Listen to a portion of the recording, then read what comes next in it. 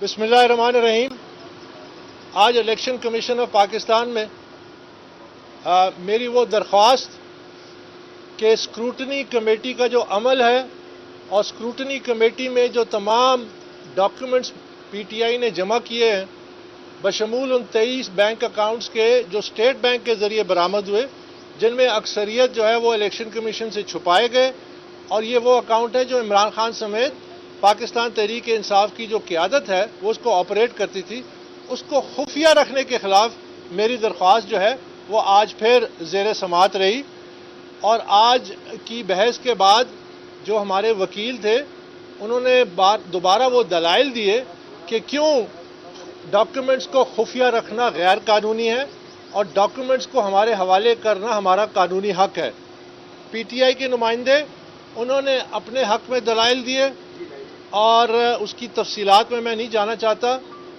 اس کے علاوہ پچھلی پیشی میں جو اسکروٹنی کمیٹی جو کہ جواب دہ ہے، رسپونڈنٹ ہے اس کمپلینٹ میں، ان سے یہ کہا گیا تھا کہ وہ اپنا جواب داخل کریں کہ جو ان کو حکم دیا گیا تھا 27 اگست 2020 کو کہ 6 ہفتے کے اندر وہ اپنی اسکروٹنی کمپلیٹ کر کے رپورٹ جمع کرائیں، وہ کیوں نہیں کیا گیا۔ اس حوالے سے ایک تحریری جواب آیا ہے، ابھی ہم نے اس کا مطالعہ نہیں کیا، اور جو اسکروٹنی کمیٹی کے سربراہ ہیں ڈی جی لا، وہ اس پیشی میں پیش نہ ہو سکے۔ اب میں مختصراً آپ سے یہ، اور اگلی تاریخ الیکشن کمیشن نے اگلے مہینے کی 6 تاریخ رکھی ہے جب وہ مزید اس معاملے پہ کو زیر غور لائیں گے اور ممکنہ طور پہ کسی فیصلے پہ پہنچیں گے۔ میں صرف یہ عرض کرنا چاہتا ہوں کہ شاید یہ دنیا کا واحد کیس ہے کہ 6 سال ہو گئے ہیں، ابھی تک مدعی سے وہ تمام ڈاکیومنٹس ہی خفیہ رکھے جا رہے ہیں، چھپائے جا رہے ہیں، بشمول اسٹیٹ بینک کے جو اکاؤنٹس پی ٹی آئی کے برآمد ہوئے خفیہ، ان کو دکھائے تک نہیں جا رہے، ان کے حوالے نہیں کیے جا رہے۔ آج تک شاید کسی کیس میں ایسا نہیں ہوا ہوگا، اور یہ بڑا افسوسناک عمل ہے۔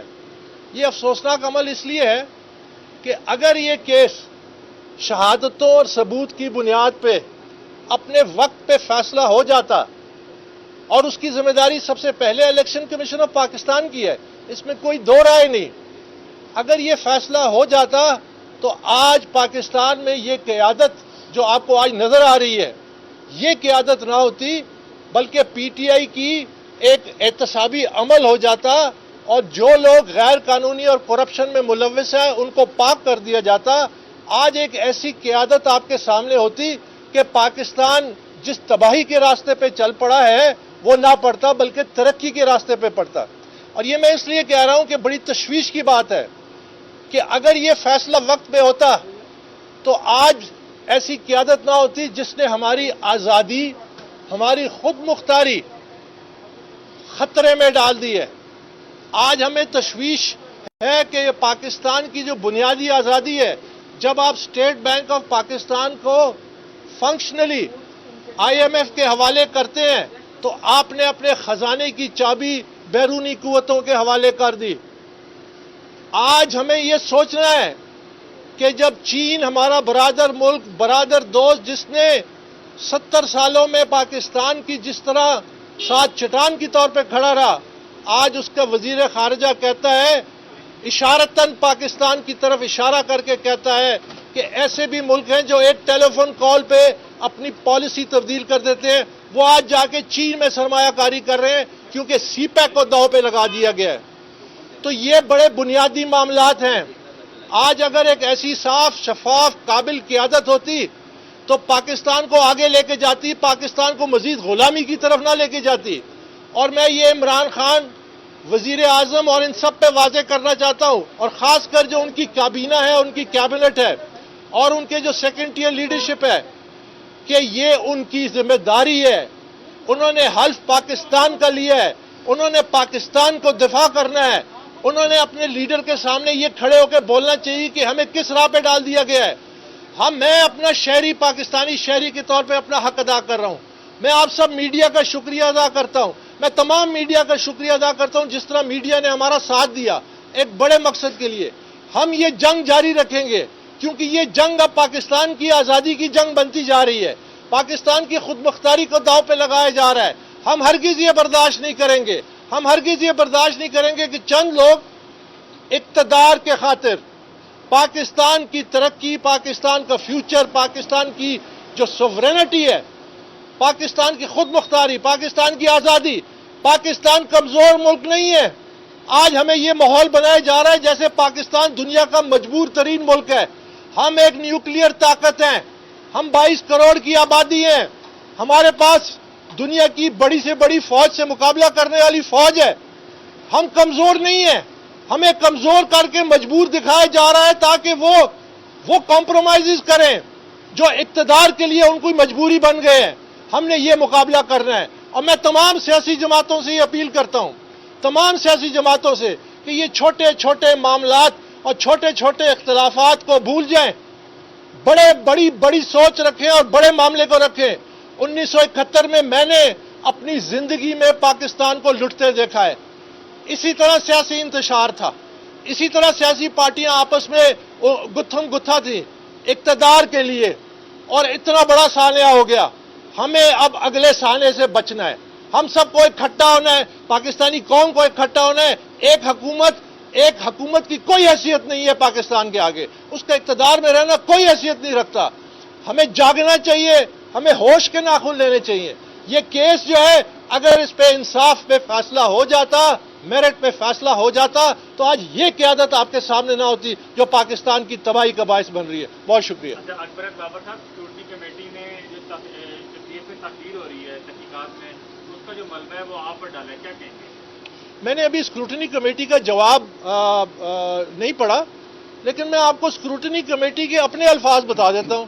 اسکروٹنی کمیٹی نے اپنے آرڈر میں لکھا ہے کہ یہ جو تمام ڈاکیومنٹس ہیں، پی ٹی آئی کے اکاؤنٹس وغیرہ، یہ ہم مدعی یعنی اکبر ایس بابر کو اس لیے ان کے حوالے نہیں کر رہے کیونکہ پی ٹی آئی کو اعتراض ہے۔ الیکشن کمیشن نے 27 اگست 2020 کو جو فیصلہ دیا، جب انہوں نے اپنی پہلی رپورٹ جمع کرائی اسکروٹنی کمیٹی نے، تو اس کو انہوں نے مسترد کیا اور انہوں نے کہا آپ نے تو ثبوت کی تصدیق کی نہیں ہے، آپ نے تو تحقیقات کی نہیں ہے۔ تو کیا وہ اکبر بابر بول رہا تھا؟ یعنی یہ پچھلے 3 سالوں سے آپ اس سے اندازہ لگائیے کہ 4 ملازمین کو غیر قانونی طور پہ 6 پی ٹی آئی کے رہنما نے اپنے دستخطوں سے اجازت دی کہ وہ پی ٹی آئی کے فنڈز اکٹھا کریں۔ ان ملازمین کے نام ہیں، ان کے شناختی کارڈ نمبر ہیں، ان کے دستخط موجود ہیں۔ اس ڈاکیومنٹ کو پاکستان تحریک انصاف کہتی ہے ہاں یہ ہمارا ڈاکیومنٹ ہے، ہم نے جولائی 2011 میں اجازت دی تھی۔ ابھی تک 3 سال ہو گئے، اسکروٹنی کمیٹی نے ان کے اکاؤنٹس برآمد نہیں کیے، اسٹیٹ بینک کو نہیں لکھا، تحقیقات نہیں کی۔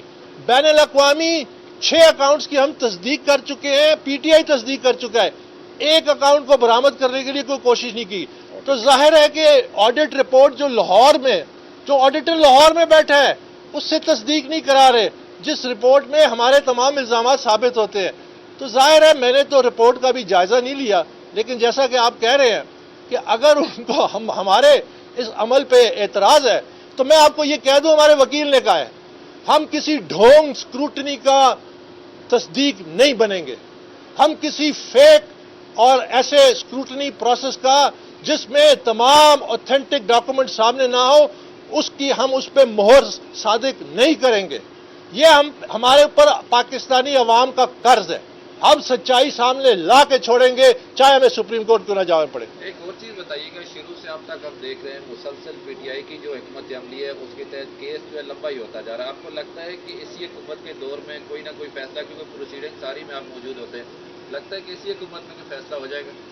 دیکھیں اس کا دار و مدار تو ان اداروں پہ ہے۔ میں نے آپ کو نشاندہی کر دی کہ ان کا فرض ہے، ان کی آئینی ذمہ داری ہے۔